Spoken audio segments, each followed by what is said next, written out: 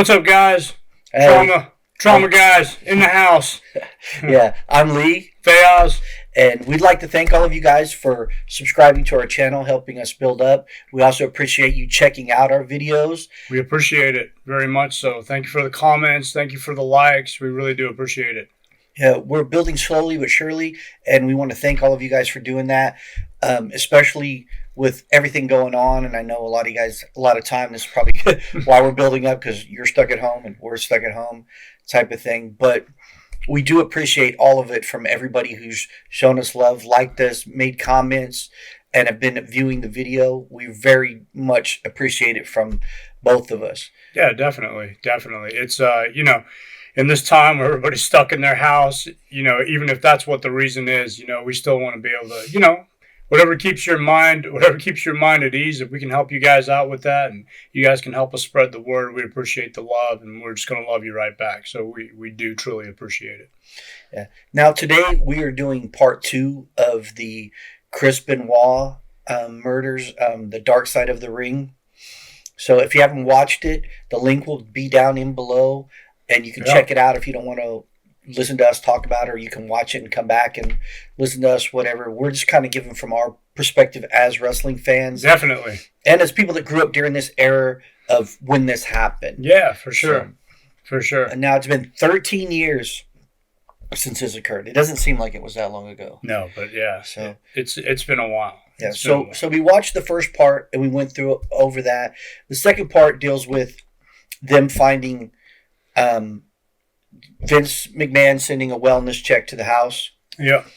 To, check on because Chris has been missing. He left some obscure, weird text to a few wrestlers, and we talk about that in the first video as well.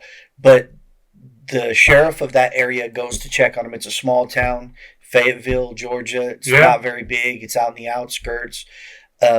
So he goes in to check on him, and the next door neighbor lady comes out and says, "Oh, I know him. I check on the dog." So she helps him wrangle the dogs and takes them inside.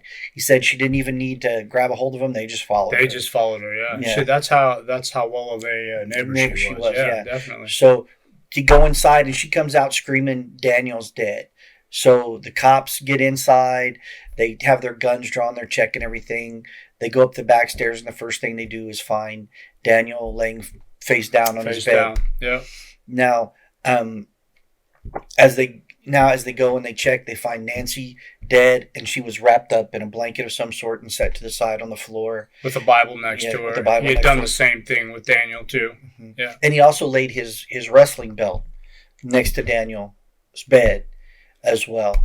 So then he went, and they said it had been 2 or 3 days, and he must have been checking on stuff because he was trying to figure out how to break his own neck, because those are things they found online when they checked the computer.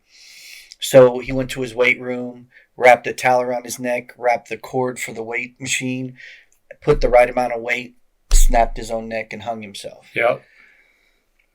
Now, at first, when the WWE found out, they did this show about, what a great person he was, and they all did the tributes. If you had a chance to watch the first one when Eddie died, they all took turns. Talking about him, talking about how they were going to miss him, that sort of thing. And so they kind of did the same thing for Chris, because not knowing, they didn't know how, any of them died. All they knew was that they'd all passed away. They had no information yet. So they went ahead and they ran that show, and everybody gave tribute to him and tribute to the family and things like that. And then later on. Yeah, they found out. And then Vince went on TV to talk about, what exactly happened, and that they didn't know, and they weren't condoning what he did. Yeah. But then right after that, they were no longer allowed to even mention his name backstage. Yeah. Which I get in some extent, but they just completely pretend like he never existed. Yeah, they erased him. The WWE, they basically erased him from history. They erased him from everything, which, I mean, I get it. That kind of makes sense. Remember when that whole thing went down with Hulk Hogan? He did the same thing. Yeah. He erased him. I mean, yeah, but that Hulk Hogan can apologize for it. Well, that quick. And this to me is worse than what Hoke said. Oh, absolutely, absolutely. What Hoke said is terrible. I was just relaying the fact that that's how quickly he can just erase somebody out of complete history of that whole organization. You know, considering how long it's been around, he can make them go away fast, like they were never there. Yeah. No. Now they're talking about, you know, the funerals and how everybody was having a tough time, and you know, and how they were crying, and it was a really hard time. But Chris Benoit's funeral was private. It was just his son and his son's mom, and maybe Chris's parents. Other than that, nobody else was there. So they were having all these people talk about, well, going on all these TV shows and talking about steroids. It had to be steroids. Right. It had to be steroids. Steroids had to do with it. You know, and then Vince McMahon went on his normal thing about we got to have roid rage, and this was taken over 3 days, which he's right. It did take over 3 days for whatever occurred to happen. Sure.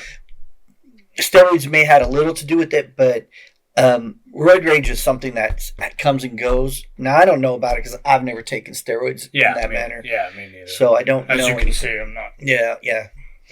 No steroids here. Yeah. So we don't know anything about that situation. Now, we've known people that have been on them. That's true, yeah. So, but we've never experienced that. We get a little bit angry, but it's not, you know, it's not a constant, just, you know, a ridiculous rant or anything like that. But then, you know, that was those people. So I don't really know how it affects people. Now, when they did the drug test on him, they found that he had high percentage of the growth hormone in him, you know, that builds up the steroids. Like had way more, and the whole thing is he had been being tested, or supposedly being tested, and he'd been passing the wellness exam, because they said it got real stringent right after Eddie Guerrero died. Right. It got really strong, where they couldn't even take an aspirin without having a prescription that they could prove came from somebody to take it, because if they were taking something and it didn't fit with the wellness policy, they were in trouble. Yeah, definitely. So it got really tough right after Eddie died. All right, but he was still taking an enormous amount. They said he had more testosterone in his body than the average person should have. So those were things that could lead up to it. And then comes along Chris Nowinski.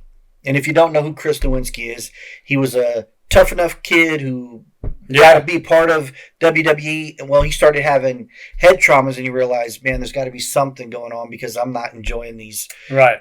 So he decided to write a book, and as he was writing it, he also went back to school and became a scientist in neurobiology. Yeah. So he decided that he got a hold of Chris's dad and said, "Hey, let's can I have, you know, Chris's brain so we can do examination?" And he told his father about things, and his father agreed. Yeah. So we need to do this, you know, because he wanted to know that that's not really who his son was, not that monster. But the other person everybody and it turned out, you know, and I think I'd kind of alluded to this, you know, when we reviewed part 1. I wasn't for sure that, you know, this could have been, but you know, that was that's when CTE started to come around, and you know, they were talking about HeadTrauma, you know, and they were talking about, you know, they're talking about, you know, it had been found in 3 NFL players, right? Yes. Around that time. So, and then, you know, but they also mentioned that, you know, with NFL players, you know, they go, they rest for a week. They go, they rest for a week. So it's not constant batter. You know, with wrestlers, especially with Chris Benoit's move, right? Or, you know, guys falling through tables, whatever it may be, they take a lot of shots to the head, the chairs. Not falling properly. Anything. Head snaps back. Anything, right? Or, you know, even, you know, with Chris Benoit, you know, his signature move, you know, when he would land, right? If he misses, or the other guy's not sitting right, or, you know, whatever it may be, you know, that could cause more head trauma. But in either case, it did lead to facts that they showed that he had, you know, pretty severe, you know, CTE, like it was starting to get to him. And he didn't even know how many concussions he had. Yeah. But he knew he'd had quite a bit. Yeah. Because even Chris had said that he had talked to him before, and he said he wanted to talk to him about it because things were going on with him. Yeah. And it does cause people sometimes to do irrational things, brain damage. Again, like we said, we're called head trauma, but this is, again, our joke to each other. Right. It's us kind of, we make fun of each other a little bit about it, but we don't take it as a joke. Right, Okay? right. Head trauma is real. We Brain understand. damage and stuff like that is real.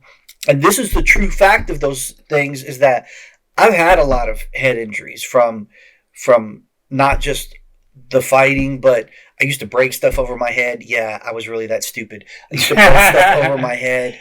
Yeah. Numerous times when I did other sports where I fell to my head. I've even fractured my skull twice. So I understand how you have those moments. That's why I don't do that stuff anymore at all. Not even a thought. It doesn't even come up anymore. If it's gonna, even when we're sparring or doing something, and we're just going on we're going to talk more about what's going on, but from our point of view about having head trauma that we both understand. Right. Because anymore, when we spar or whatnot, I don't let people hit me in the head hard, because I won't do the same to them. Body work is one thing, but I'm not going to be hit to the head hard. Not anymore. So usually when anybody I work with is somebody I trust or somebody I know, when I work with them in that manner. I don't work with a lot of new people that are just learning, because they have no control. So I don't work with those type of people as I've gotten older and been through this stuff. Yeah, definitely. I mean, a lot of mine's from martial arts, and I'm sure I hit my head a couple of times. I did skateboarding for a whole lot of years, man. A lot of flying off stairs. Used to like to go big off of stuff, and I'm sure that there's a few times where I rolled out and hit my head on the concrete. But when you're just going and you're young, you don't really care, man. But these guys, but if you get a little headache, right, we can rest, right? We can say, hey, we're gonna stop. We're not doing anything. These guys, man, they go. What is it, like 300 days out of the year? Sometimes, out of a 365-day year. They go 300 days. So if you're in one city, you do it one night, right? You get a concussion. Jericho stated something about this, right? He said that he goes, concussions were just something you just pushed through. Mm-hmm. Didn't matter, because the next night you're in another city doing it again. So it's a pretty serious thing, and I'm sure after a while, for some people, I would venture to say that affects some people more than it affects others. Yeah. You know what I mean? Not condoning what he did. No, at all. But had to have something to do with how everything went. Yeah. I think a lot of the abuse of the steroids, along with the fact that his brain was clearly damaged. They said his brain was basically the brain of like a 70-year-old man. Yeah. Because he had so much damage done to it. And he was only 40 years old. Yeah. So now we're not condoning what he did. We're not saying it's a good idea. We're just saying we understand about the head trauma part of it, not what he did, because to us, we still don't understand. Yeah, we still don't understand why he did it or anything like that. Why he did anything like that. Right. I mean, he could, right, because everybody could say, hey, why didn't he pick up the phone? Why didn't he call somebody? Like that? Why did it escalate to that? Nobody will ever really know, except those three. Yeah, those three. Except maybe those two, because you really can't include you can't include the child in that deal, because he has no idea what's going on. Yeah. So then we move on, and they're talking to David Benoit. Now that kid's been through a lot. Yeah. But he was treated as if he did this. Right. Okay. He had nothing to do with these things.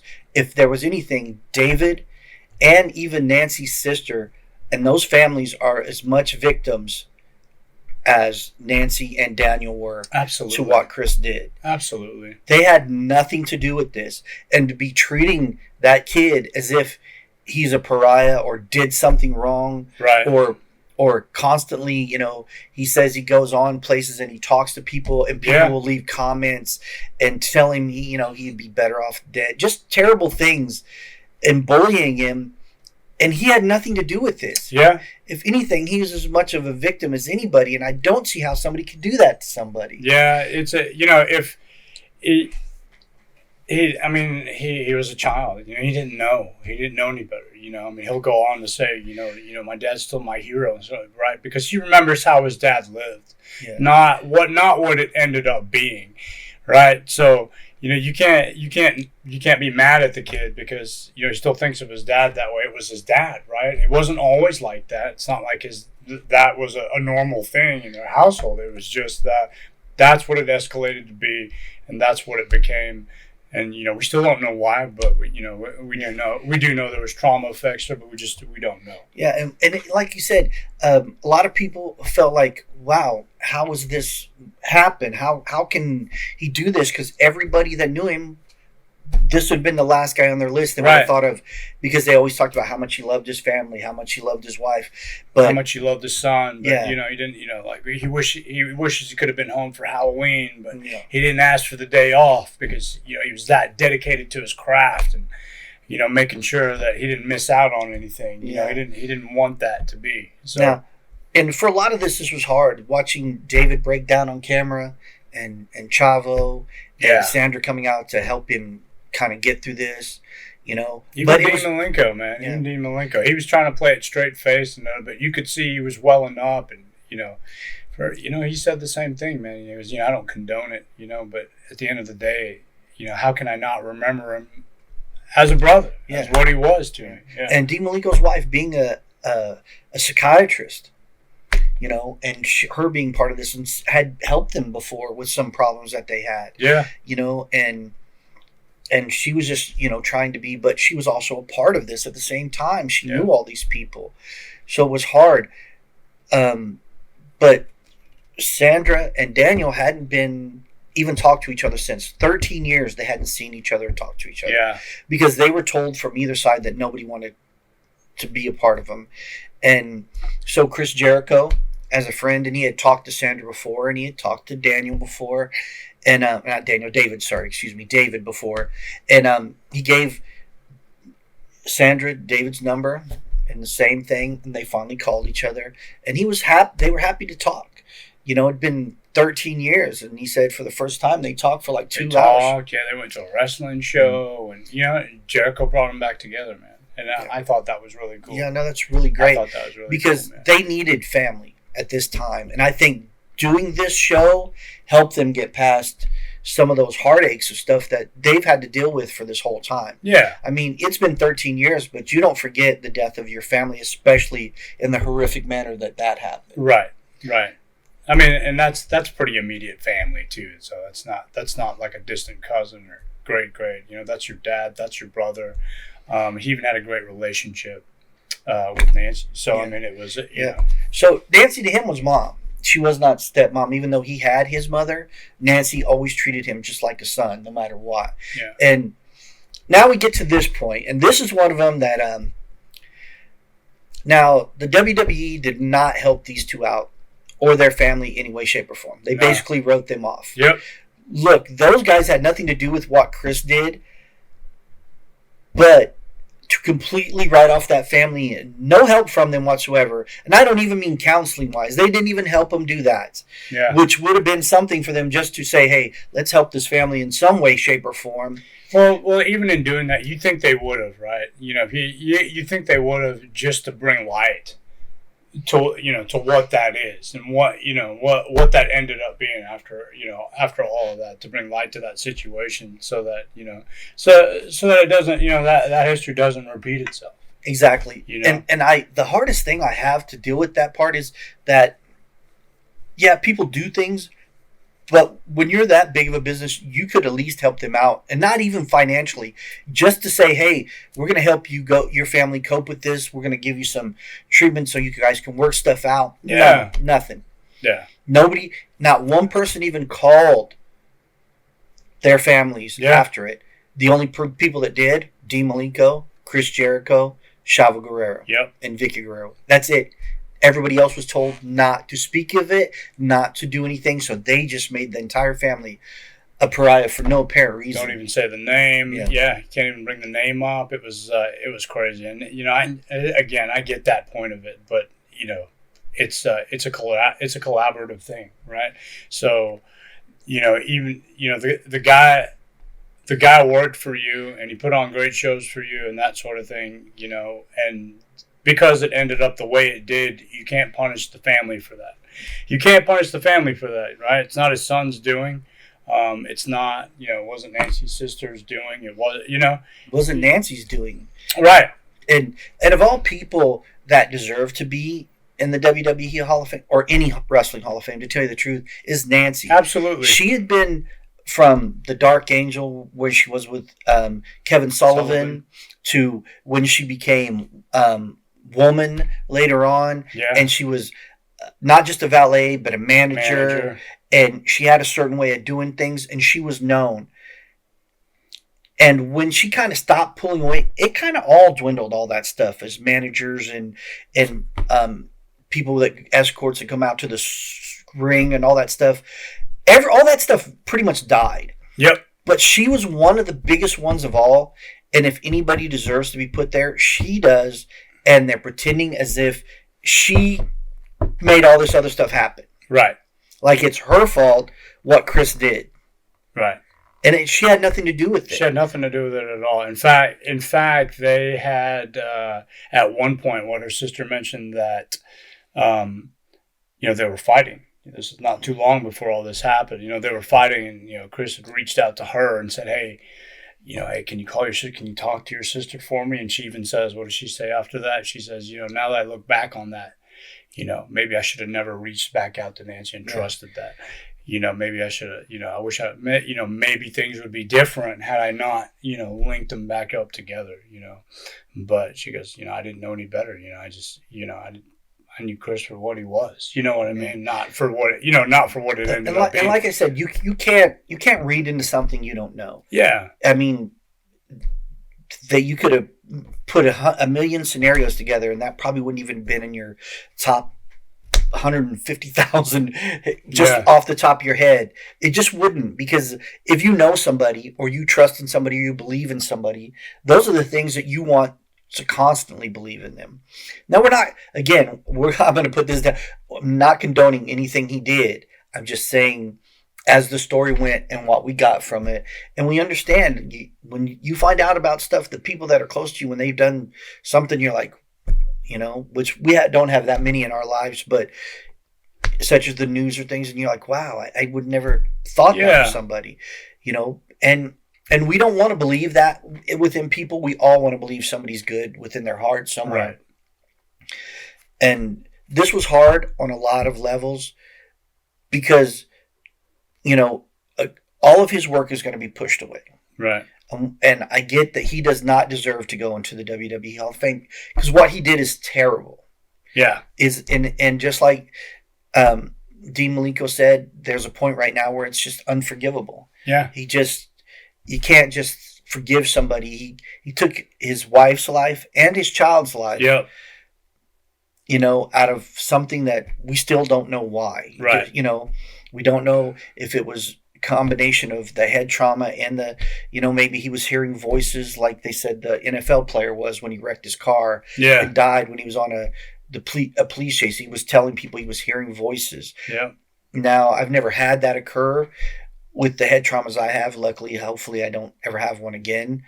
But it's a scary thought to think about not being able to control yourself because of those situations and not knowing what's going on and not seeking help during those times. Because I think, and a lot of that also was during the 90s and 2000s.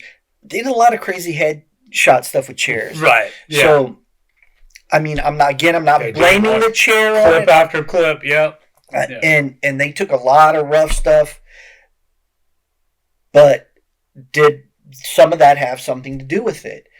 Because from the story before and everybody telling you about what they know of him and who he was. Yeah. And how it led all of a sudden to this is just kind of questions that we have. Again, we don't have the answers. No. We were just going over the story. Again, we're not condoning what he did. I got a little more insight to that story because when it happened, it kind of, it freaked me out. But you don't really hear much more about it. All you hear is, oh, well, the steroids and this and that. And, and it kind of just falls by the wayside. But, this little two-piece documentary, which is what I would call it, really gave insight to the family and how they operated and their friends and how they were close and, his relationship with Eddie Guerrero and how everything just took a turn. It seemed to me from watching that took a turn for the worse after Eddie died. Whatever was going on with him could have always been going on with him. Maybe he just felt solace and always having Eddie there with him. And then once that went away, you know, it was like Chavo said, you know, Chris took it like it was a spouse. Yeah.